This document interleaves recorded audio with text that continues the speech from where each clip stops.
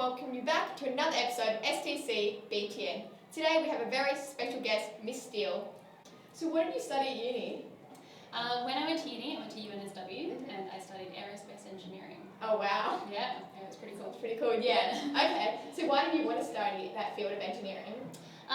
When I was at school, I really liked maths, obviously. really liked maths and physics, and I was also really interested in space. Like, I love space. And so I felt like aerospace engineering was like the perfect mix of like what I was interested in and also what I was good at. That's cool. So can you tell us a bit about aerospace engineering? Yeah, so basically aerospace engineering is designing aircraft and space vehicles as well. So it's anything to do with like planes, helicopters, drones, anything at all that flies within Earth's atmosphere, but also outside of that. So were there many women in the field? So when I was at uni, there weren't very many women at all in my classes.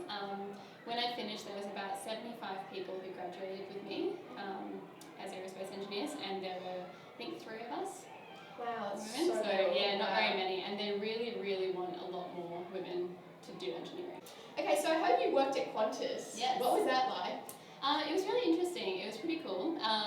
So when I finished uni and I spent a bit of time working at Qantas as a structural engineer, so that's basically the structure of the planes and how they're all sort of put together. But it was really interesting. Like, I was working at the airport. There's big buildings like full of engineers, and you would get to go out onto the tarmac and climb all over the planes. Yeah, it was really awesome. So what did you do after your role at Qantas? So I actually went into the world of finance, and I was an analyst.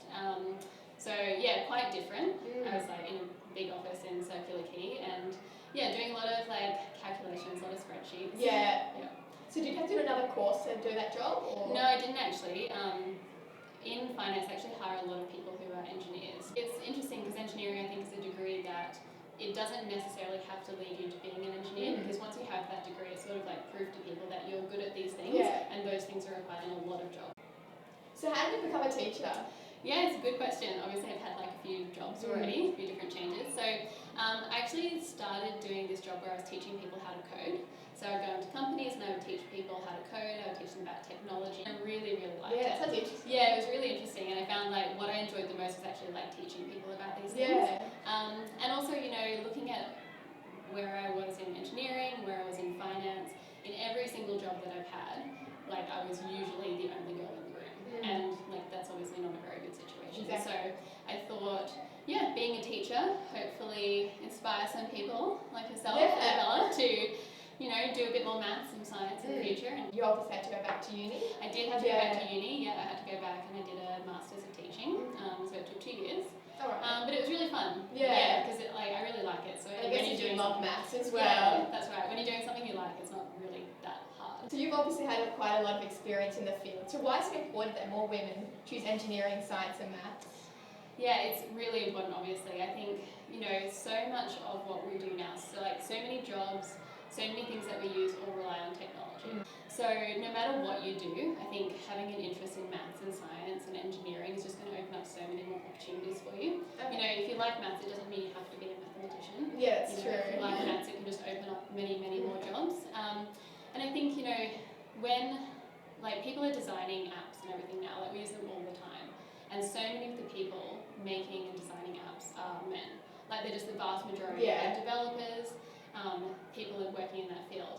And it's really important, I think, if you're going to have products that reflect like the diversity of the world, they need to be made by a diverse group of people. Exactly.